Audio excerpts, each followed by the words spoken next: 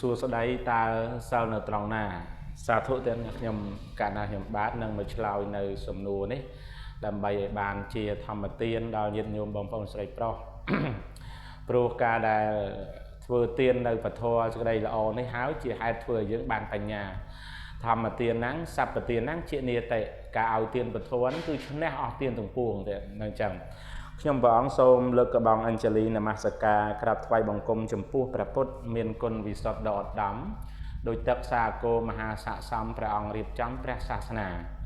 សូមក្រាបថ្វាយបង្គំចំពោះព្រះធម៌មានគុណបវរជាអង្គការ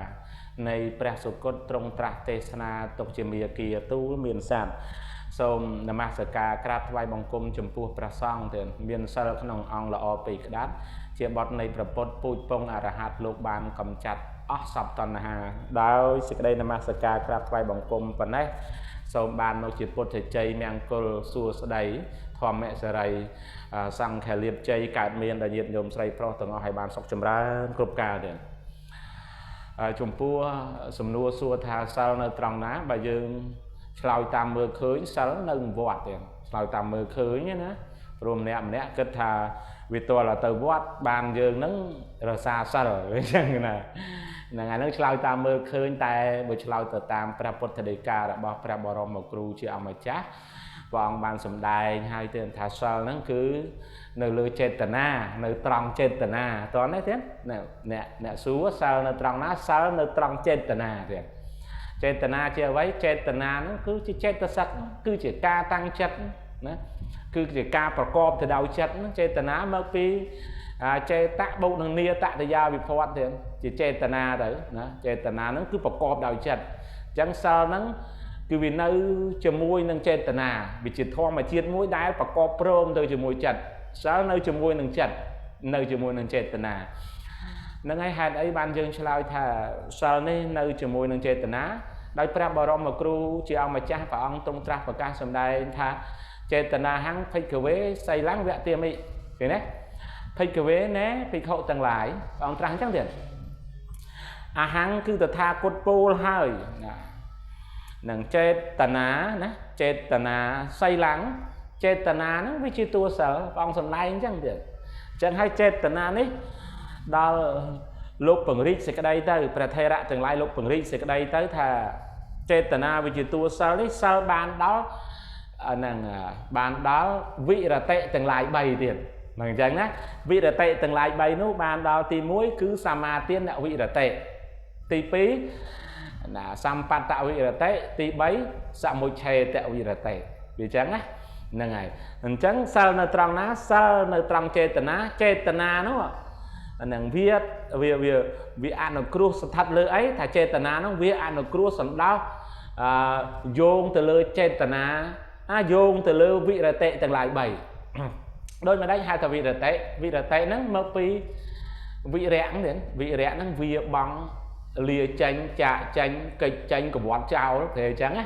ដល់តេកន្លែងហ្នឹងយើងមិនបាច់ប្រែទេតេបច្ច័យឬតេវត្តមានណាយើងមិនបាច់ប្រែទេតែវិរតិប្រែថាវាបងលះចេញតែហ្នឹងទេណាអញ្ចឹងណាចេតនាហ្នឹងបានដល់វិរតិទាំងឡាយ3ទី1គឺសមាទានវិរតិអ្នកនោះទៅសមាទានហើយបានអ្នកនោះអនុវត្តឲ្យមានសិលណាទី2សម្បត្តវិរតិអ្នកនោះអត់សមាទានទេប៉ុន្តែអ្នកនោះជួបរឿងទាំងឡាយទាំងពួងហ្នឹងគឺអត់ធ្វើទេអត់ឲ្យដាច់សិក្ខាបទទេគឺគេចេះខ្លួនគេមិនឲ្យដាច់មកណាគេថែរក្សាណាឧបមាថាទៅជួបត្រីឆ្ដោអញ្ចឹងត្រូវនឹងអាំងបានហូបបានស្ងោរបានគេថាអត់ទេនឹងបាណោសត្វមានជីវិតទៀតបាណសញ្ញតាស្ដីដឹងថាសត្វមានជីវិតវៈធកចិត្តតាំងគិតនឹងសម្លាប់ឧបកម្មោព្យាយាមនឹងសម្លាប់តែនមរណង្សត្វនោះស្លាប់ដោយព្យាយាមអញអត់ធ្វើទេណាអញ្ចឹងគេវាបានអញ្ចឹងគេមិនចាំបាច់ទៅសមាទានទេគឺគេមានសិលនឹងទៅបងអានឹងគេហៅថាសម្បត្តវិរតិដល់ទី3សមុច្ឆេតវិរតិ